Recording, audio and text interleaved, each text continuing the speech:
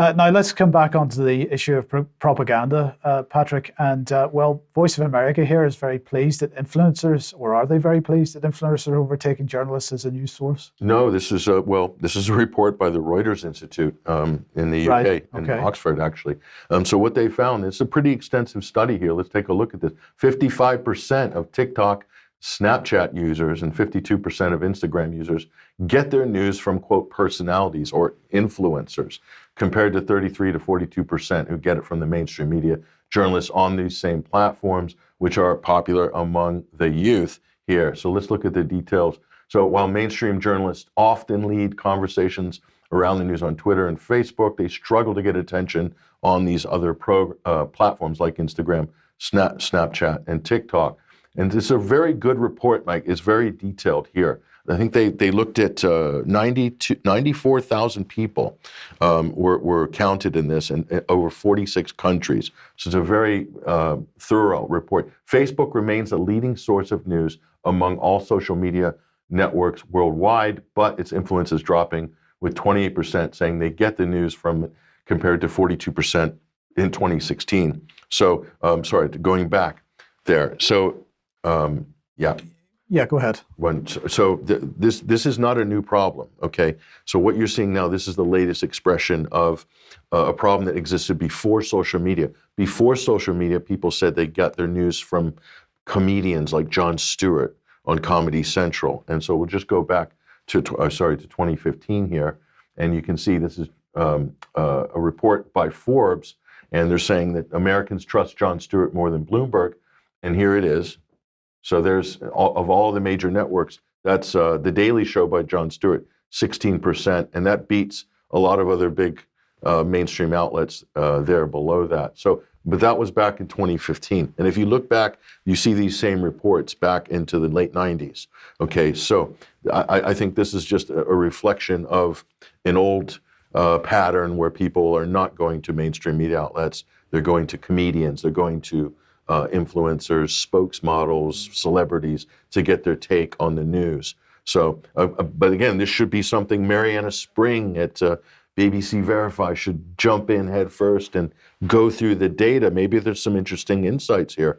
I mean, it is the Reuters Institute after all. They've already done the heavy lifting for her. Well, so maybe she can get some cool insights there about the spread of disinformation, maybe. Yes. Okay, let's move on to this then. And this is Invesco, and they have released their latest global sovereign asset management study. This is quite interesting, Patrick, because they're talking about, or at least one of the sections they're talking about, the gold holdings by central banks. This is theme 5. Golden opportunities. Central banks seek stability amid currency challenges. So let's have a look and see what they're saying. Amid volatile yields, 2022 saw a flight to gold. Questions around the US dollar's future as the world's reserve currency and increased diversification of currency holdings. Okay, but what did they go on to say? They said gold spot price surpassed record levels of $2,000 per ounce 3 times in as many years, reflecting the uncertainty of the current macroeconomic environment. And then finally, they say in 2022, central banks made record gold purchases with net acquisitions of 1,136 tons. Marking a 12th consecutive year of a net increase in gold holdings. Now, that's quite interesting, but here's the other interesting bit. Perhaps this is no surprise, but most of the countries that were doing, aside from China and Turkey, which were the 2 biggest countries doing this. And Russia. They're in there. Yes, top list. But a lot of them were third world countries or developing countries as well, so-called third world countries.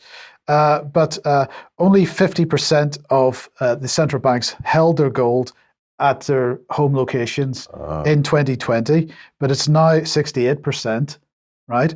And so the question is why? Well, of course, we've seen central banks are stealing the gold from other countries, particularly US and UK central banks stealing gold from other countries. Like Venezuela. Right, so I'm going to come on to Venezuela. So the Bank of England's holdings of other central banks' gold has dropped by 12% since 2021.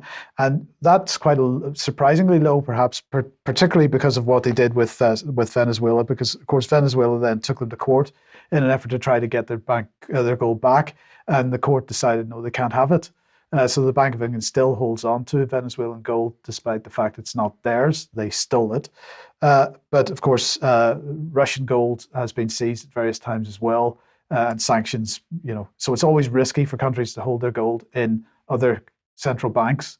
So they're increasingly not doing that. But in the meantime, they are heading for gold as quickly as they possibly can at the moment. So the increase in China's gold reserves in Russia, it's orders of magnitude more than anything in any of the Western central banks. Yes. The arc on that is incredible. Why is that important? Because the BRICS, Mike, have announced their plans for a gold-backed currency, something similar to the SDR, Yes. a basket of currencies plus commodities. Now that's a pretty good value proposition, Mike, because that's basically what the IMF is. The IMF and special drawing rights. It's a basket of currencies, but with commodities as collateral. You're talking about Russia, China, India potentially, South Africa. Yep. They have commodities. Right. So they have something there as collateral. So this is interesting development. So we could see something like this coming in the future. I'm not going to say it's overnight. BRICS is not formalized as an institution yet. But it's developing rapidly. It's moving in that direction. So definitely something to look out for. Yes. Okay. And I just wanted to end on a final little piece here, because the propaganda from the Health Security Agency in the UK never ceases. So let's bring this on screen, because Patrick, London measles, tens of thousands of cases is what we're looking at here. We're staring down the barrel of tens of thousands of cases of measles in London. So London is at risk. Let's see what they're saying. UK HSA modelling suggests that unless MMR vaccination rates improve, London could see a measles outbreak with tens of thousands of cases. Tens of thousands of cases. What are we talking about? Between 40,000 and 160,000 cases in the capital. The rest of the country's fine, just London. Is it fatal, measles? Not really. Not really. But when was the last time someone actually died of measles? But anyway, 1956. Who knows? But look, why are we worried about this? Well, of course, because the assessment also, by the way, concludes that there's a high risk of cases linked to overseas travel. Oh, like holiday destinations, right? Well, yeah, but we know how COVID got here, don't we? It got here. Dirty destinations. Right. So dirty destinations. But of course, the risk in London is primarily due to low vaccination rates. So we've got to get the vaccines going.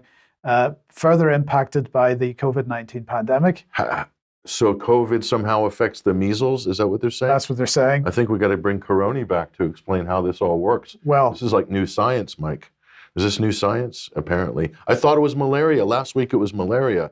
So it's measles. It's everything. What's next week going to be? What are they going to have next week? Who knows? Like a chicken pox epidemic or something, or I don't know. Something like that. But I mean, you may have seen the little, I don't know what that was that went across the screen there, but I did see it. It sort of whizzed across. I thought it was more like a cringe. Well, no, it was fear. I mean, it was clearly fearful. So I think he was cringing. Without question. I think he was cringing at the UK Health Security Agency, saying, "Why all the fear mongering during the summer holidays? Isn't that what this is about? Yes, the summer holiday season." Did you know that they're naming the heat waves now like hurricanes? Yes. Did you see? Isn't that incredible? It is incredible. So it's like the climate thing. Of course, climate's connected with the viruses. That's called the One Health agenda. So anyway, we're going to end there for today. I'm going to say thank you very much to everybody for joining us. We will end on that little piece of fear. Do not be fearful. Have a great weekend. If you're a UK Column member and you're sticking with us for Extra, we'll be back in a couple of minutes. Otherwise, we'll see you on Monday at 1 p.m. as usual. Get out and enjoy some climate change this weekend, wherever you are. If it isn't raining, have fun. See you then. Bye-bye.